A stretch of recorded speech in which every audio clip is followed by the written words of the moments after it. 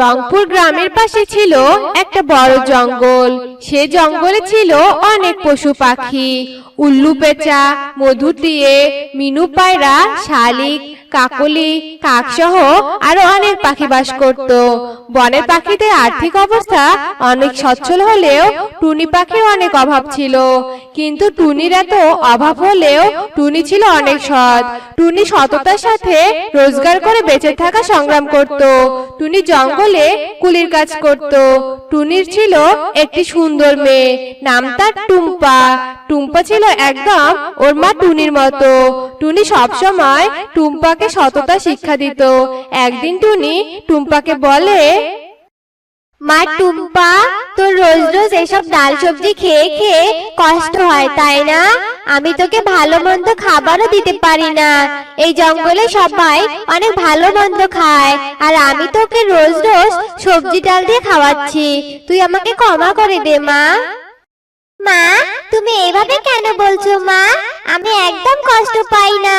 আমি তো জানি মা, তুমি কত কষ্ট করে আমাকে বড় করে তুলছো। তুমি সারাদিন কত কাজ করো। আমার এ দেখে খুব কষ্ট হয় মা, তাই এসব সবজি ডাল দিয়ে খেতে আমার একদমই কষ্ট হয় না। তাই নাকি মা? আমার মেয়েটা তো খুব বড় হয়েছে দেখছি। আমি তোর কথা শুনে অনেক খুশি হলাম মা। তুই সব সময় সততার সঙ্গে চলবি, কখনো অন্যায় করবি না। তোর বাবা বেঁচে থাকলে আজ তোকে এত কষ্ট করতে হতো না রে মা। এখন আমি কাজে যাই রে। এসব বলে টুনি কাজে চলে যায়। টুনি নদীর ওপারে এপারে এবং কি রাস্তায় পাখিদের ব্যাগ পরিবহন করত। টুনি যখন কাজে চলে যায় তখন টুম্পা খেলতে চলে যেত। সব পাখিদের ছানারা সেখানে খেলতে এসেছিল। খেলার সময় কুনাল তখন শালুকে জোরে মাইর দেয়। তখন টুম্পা বলে, কুনাল, তুমি এত দুষ্টু কেন? হ্যাঁ, তুমি মাঠে এলে সবাইকে ধরে মারো। অন্য কেউ তো তোমার মতো এত দুষ্টুমি করে না। তুমি জানো না আমরা এখানে মিলেমিশে খেলতে আসি? তাহলে ঝগড়া কেন করো বলো তো? আর কখনো এরকম করবে না, তাহলে কিন্তু আমরা কাকুলি আন্টির কাছে নালিশ দিতে যাব। এই টুম্পা, তোকে এত জ্ঞান কে দিতে বলেছে শুনি? আমার ইচ্ছে হয়েছে তাই আমি ওকে মেরেছি। তোর ভালো না লাগলে তুই এখান থেকে চলে যা, বুঝলি? কুনালের এমন কথা শুনে টুম্পা সেখান থেকে চলে যায়। আর অন্যদিকে টুনি হাড়ভাঙ্গা পরিশ্রম করে ভারী ভারী ব্যাগ এক জায়গা থেকে অন্য জায়গায় নিয়ে যায়। এই টুনি, আমার এই ব্যাগ দুটো নদীর ওপারে পার করে দাও তো। আচ্ছা ঠিক আছে, আমি আপনার মালগুলো এক্ষুনি পার করে দিচ্ছি। তারপর টুনি ঈগলের ব্যাগ দুটো নদীর ওপারে পার করে দেয়। আর ঈগল খুশি হয়ে টুনিকে টাকা দেয়। তারপর সেখান থেকে চলে যায়। তখন টুনি ভাবতে থাকে, আজ তো অনেক টাকাই পেয়েছি। আজ বরং আমি মেয়েটার জন্য ভালো খাবার নিয়ে যাব। মেয়েটাকে তো ভালো মন্দ খাওয়াতেই পারি না। আজ ভালো খাবার নিয়ে গেলে ও অনেক খুশি হবে। তারপর টুনি কিছু ভালো খাবার নিয়ে বাড়ি চলে আসে। মা, তোমার আসতে দেরি হলো কেন? আমি সে কতক্ষণ থেকে তোমার জন্য অপেক্ষা করছি। তুমি নিশ্চয়ই আজ বেশি কাজ করেছো তাই না? হ্যাঁ মা, এই দেখ, আমি তোর জন্য তোর পছন্দের খাবার নিয়ে এসেছি। এবার তুই খেয়ে নে তো মা। মা, তোমাকে না কতবার বলেছি তুমি বেশি কাজ করবে না? তোমার অনেক কষ্ট হয় জানি মা। আর আমি এত দামি খাবার চাই না, তুমি আমার পাশে থাকলেই হবে।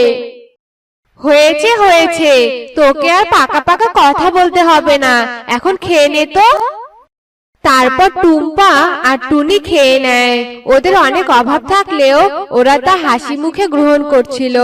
টুনি যেদিন কাজ পেত সেদিন তারা সবজি ডাল খেয়ে থাকতো, আর যেদিন কাজ পেত না তারা না খেয়ে ঘুমিয়ে পড়তো। একদিন টুনি যখন কাজ খুঁজছিল এমন সময় কাকলি সেখানে আসে। এই টুনি, আমার ব্যাগটা বাড়ি অবধি পৌঁছে দে তো। আচ্ছা ঠিক আছে, আমি তোমার ব্যাগ পৌঁছে দিচ্ছি। তুমি আমার পিছু পিছু চলো। তারপর টুনি কাকুলি কাকের ব্যাগটি কাকুলের বাড়ি অবধি পৌঁছে দেয়। আর কাকুলি টুনিকে সামান্য কিছু টাকা দেয়। টাকা পেয়ে টুনি বলে, কাকুলি বোন, তুমি তো আমাকে সামান্য টাকা দিলে, আমি তোমাকে কত দূর থেকে ব্যাগটা এনে দিলাম, আর তুমি কি না আমাকে সামান্য টাকা দিলে? শোন টুনি, আমি তোকে যত টাকা দিয়েছি তাই নিয়ে তুই খুশি থাক, বুঝলি? একদম বেশি কথা বলবি না। একটা সামান্য কুলি হয়ে তুই আমার মুখের উপর কথা বলিস? যা বলছি এখান থেকে। শোনো কাকুলি বোন, আমি তোমার কাছে ভিক্ষে চাইছি না, আমি আমার ন্যায্য পারিশ্রমিক চাইছি। এ কথা বলে টুনি মন খারাপ করে চলে যায়। এইভাবে বেশ কয়েকদিন কেটে যায়। কয়েকদিন থেকে টুনির অনেক কষ্ট যাচ্ছে, কারণ জঙ্গলে এখন টুনি তেমন কাজ পায় না। টুনি ওর মেয়েকে নিয়ে দিনের বেলা বেশিরভাগ না খেয়েই থাকতো। না খেয়ে খেয়ে থাকতে টুম্পা অনেক অসুস্থ হয়ে যায়। তাই টুনি না খাওয়া শরীর নিয়ে কাজ খুঁজতে বের হয়।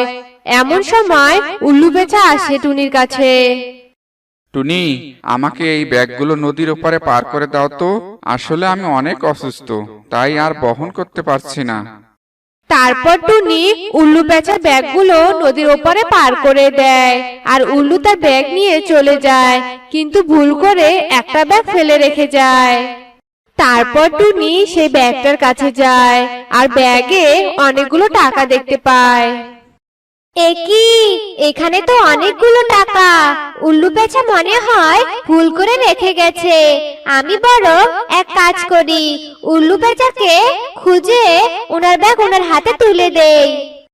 তারপর টুনি উল্লু বেচাকে খুঁজতে থাকে, আর অবশেষে সে উল্লু বেচাকে খুঁজে পায়, আর বলে, পেঁচা ভাই, তুমি ভুল করে তোমার এই ব্যাগটা ফেলে এসেছিলে। এই নাও তোমার ব্যাগ, এটাতে অনেকগুলো টাকা আছে। টুনির এমন সততা দেখে উল্লু বেচা অনেক অবাক হয়। টুনি, তোমার সততা দেখে আমি অনেক অবাক হয়েছি।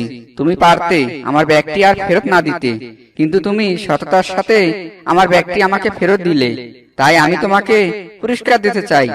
এই নাও টাকাগুলো, আমি তোমাকে দিলাম। না পেঁচা ভাইয়া, আমি তোমার টাকাগুলো নিতে পারবো না। আমি অনেক অভাবে থাকি, তাই বলে আমি তোমার টাকা নিব না। আমি কাজ করে খেতে চাই। টুনি, ঠিক আছে, তোমাকে আমার টাকা নিতে হবে না। আজ থেকে তুমি আমার দোকানের মালামাল পরিবহন করবে, কেমন? পেঁচার এ কথা শুনে টুনি অনেক খুশি হয়। এরপর থেকে টুনি পেঁচার দোকানে কাজ করে সুখেই দিন কাটাতে থাকে।